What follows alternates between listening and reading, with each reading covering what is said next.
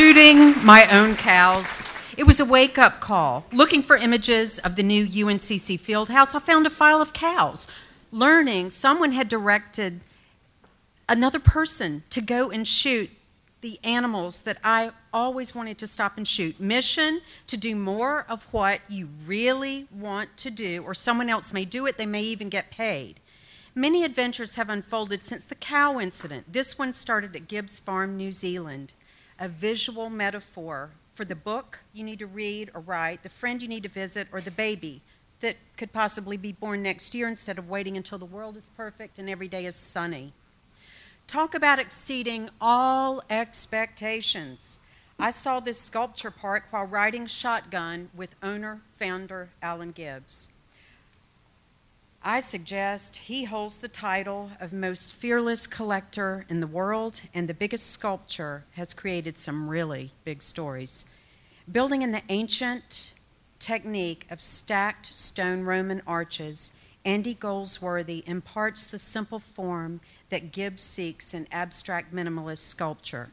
Understanding and acceptance of the past, shoring up the present. The soaring 100 tons of steel that form this Benar Venet is held in place against really high winds by 300 tons of foundation beneath the ground.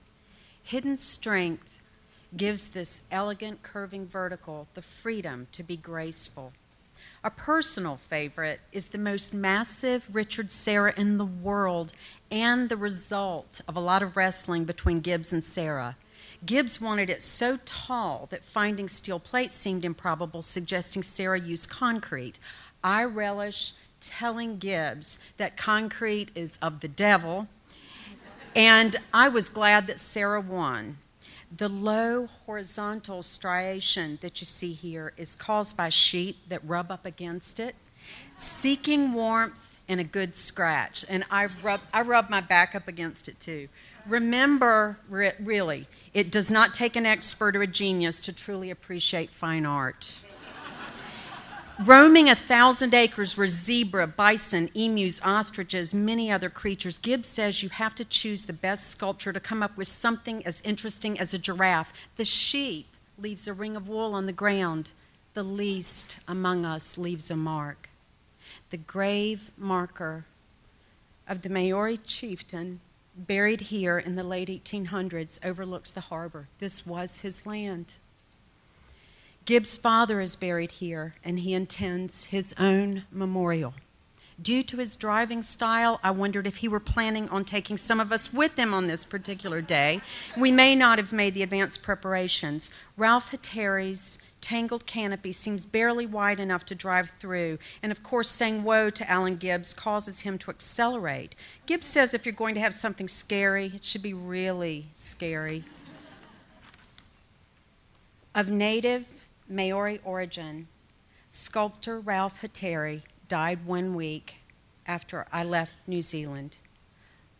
Let us honor him and realize that we will all fly away.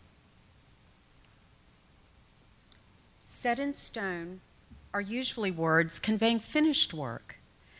Kaipara Strata by Chris Booth is in its new location. This was put up first in 1992 after being dismantled and the land reworked. I think it was lowered a full 5 meters and the place was completely restacked. Do-overs, mulligans, second chances, hallelujah. The Mermaid by Marique de Goy suffered the indignity of having a walkway installed to ease a shortcut over the water. I don't think that would have been done to a Richard Serra. Fight back, ladies. Coming up on the Anish Kapoor structure from the shadows side, we perceive something simultaneously ominous and playful. This piece is seen rearing its bright red curves from many different points in the landscape. Anish Kapoor's dismemberment site 1 is formed of PVC skin stretched between 2 vertical and horizontal ovals, cutting a groove through a hillside. The piece is 85 meters long and in Kapoor's signature blood red color, and his wife has nicknamed it Pussy Galore. This You won't find that on the internet. You had to come here, babies. This subtle horizontal installation, titled Rakia, is by Peter Nichols, whose work references a journey.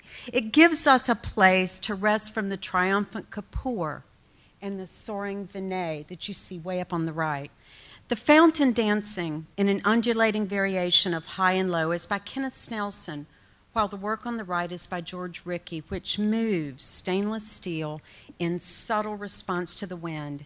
Change and flexibility are vital. Maya Lin's A Fold in the Field is another example of the largest, most ambitious work of this artist commissioned to date. Have you noticed the biggest and best in the world is a theme? The folds from all angles remind me of a burial ground for giants.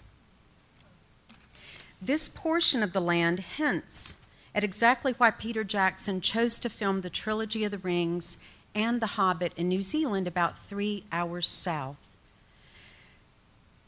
Daniel Buren created the undulating white fence posts that have stripes of green. Title, green and white fence. Anything else would be pretentious.